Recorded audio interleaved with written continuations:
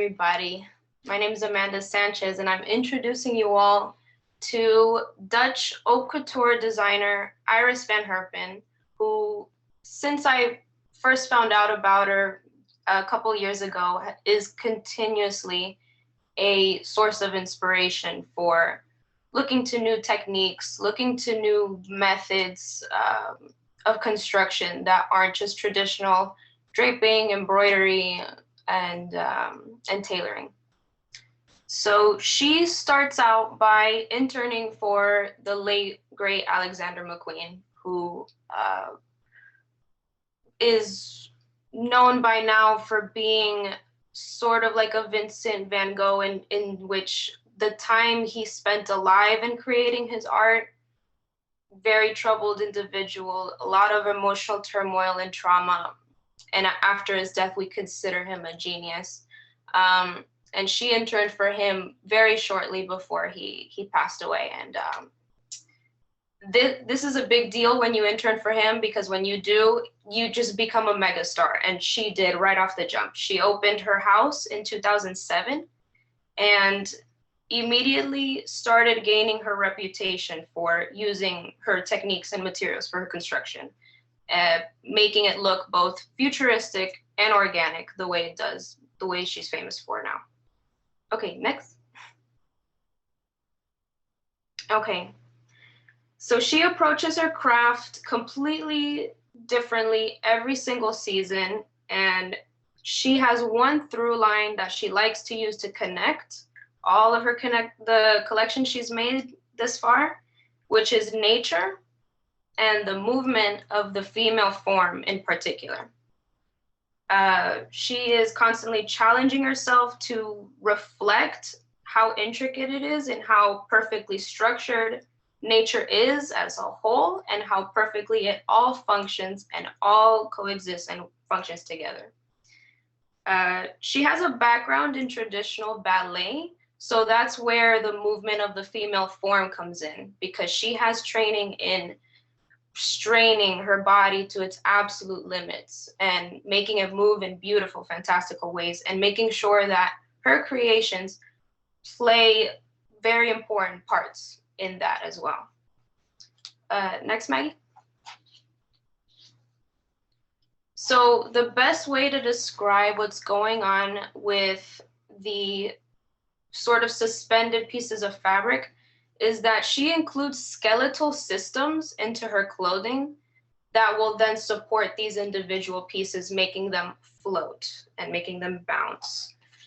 And on the bottom right is where she'll include piping in her own ways that she will try to fabricate in the lab, and she'll include it from time to time as well. But the most important part is movement, the way it bounces and flows and all of that. So while there's names for her techniques, they're under quotations because these are the only garments in existence that are made this way.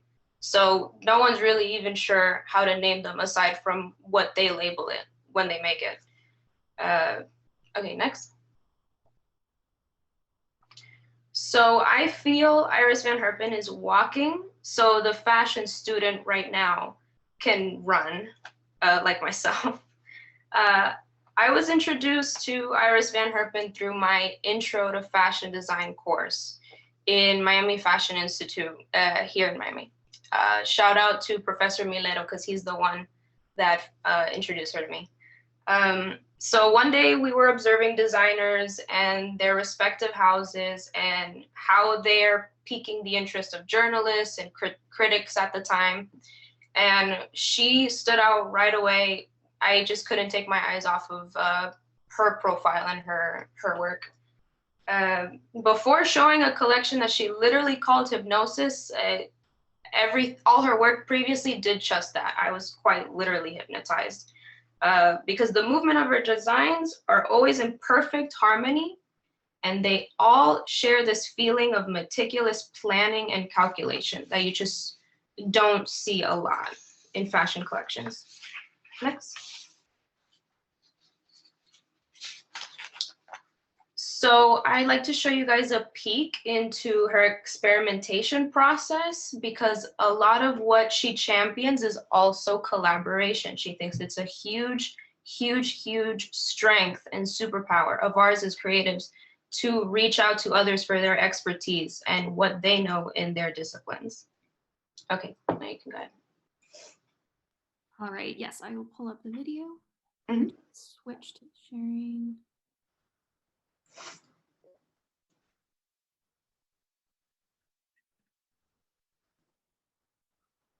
Okay, and someone just let me know if the sound doesn't go through. I think it should. Or wait. 1 second.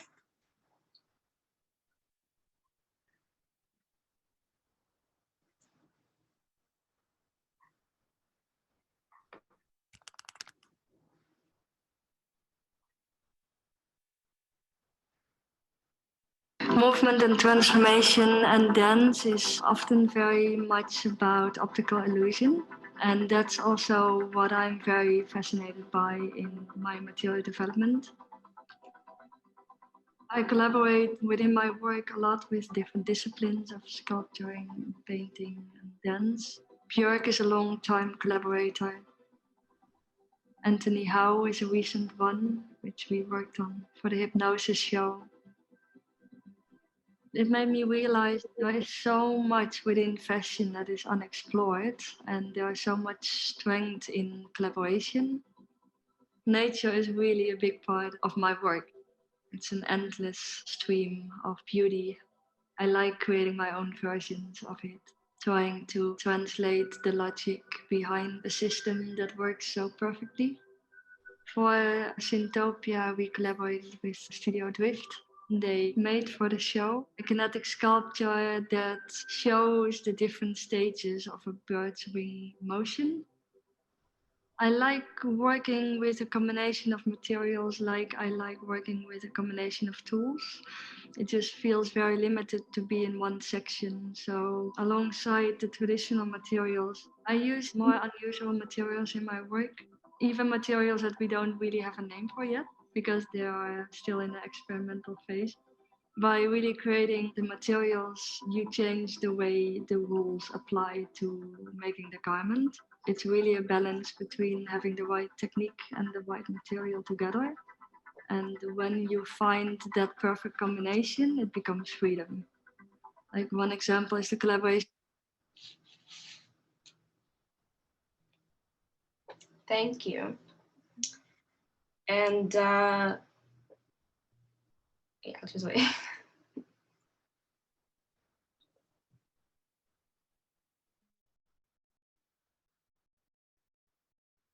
Okay, yeah, next.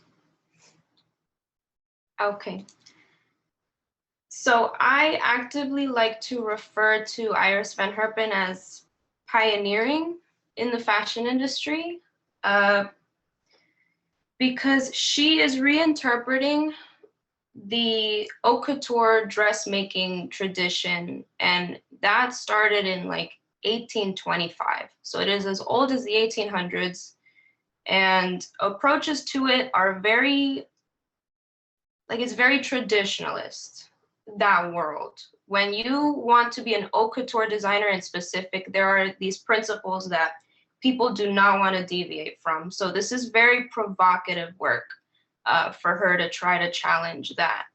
And her house coins the term craftolution. They want to make a name for everything. So they really are trying to be in their own lane here.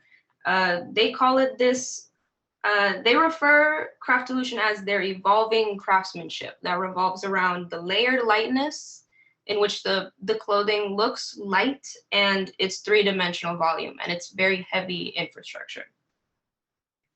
The craftolution is the pulmonary system that the house uses to breathe the life into the creations that we see on the runway. And through this new line of thought provided to us by Iris van Herpen and her team, I want to demonstrate how we ourselves can also become pioneers ourselves when creating our art. Next. Oh no, sorry, previous. This is hard.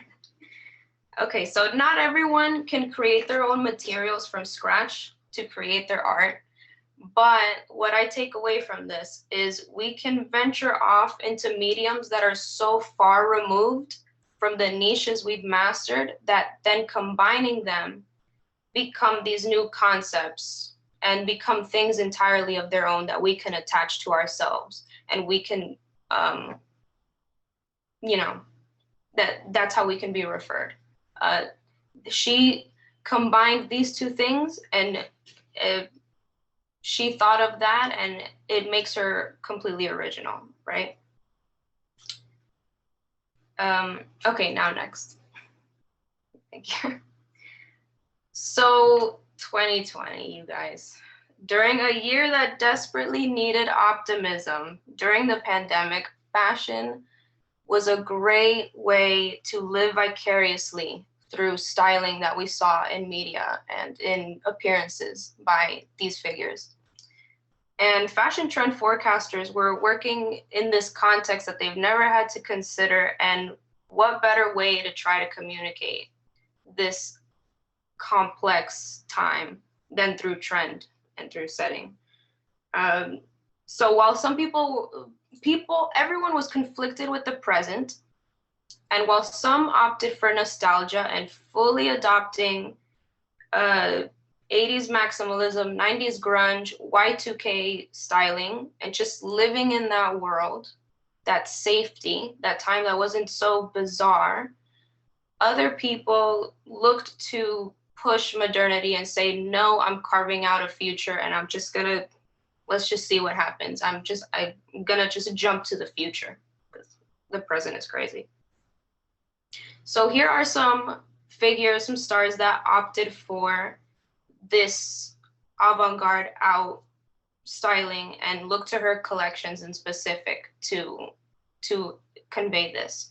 So we have Joey King in the Golden Globes wearing Hypnosis. We have artist Rosalia wearing Iris Van Herpen to British Fashion Awards. She's wearing Zootopia collection. Lady Gaga has been wearing her since 2009. So we all know Lady Gaga is she's got her finger on some pulse. She's got something. And she's wearing custom Iris Van Herpen for when she accepted the Video Vanguard. And we have American model, supermodel, Euphoria actress, transgender rights activist Hunter Schafer using one of her headpieces from her spring-summer 2021.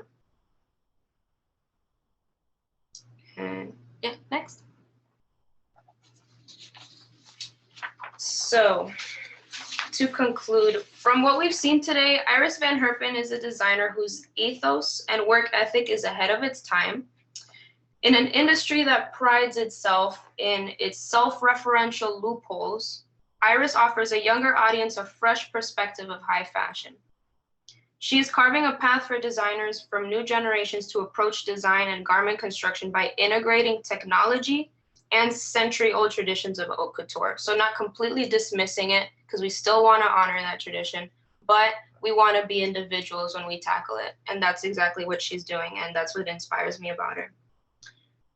She is celebrating female empowerment through her inspirational global clientele of these powerful women, like I've shown you just now, that are making huge strides in their works. And her achievements in the field will inspire current and future designers for years to come, in my opinion. So thank you.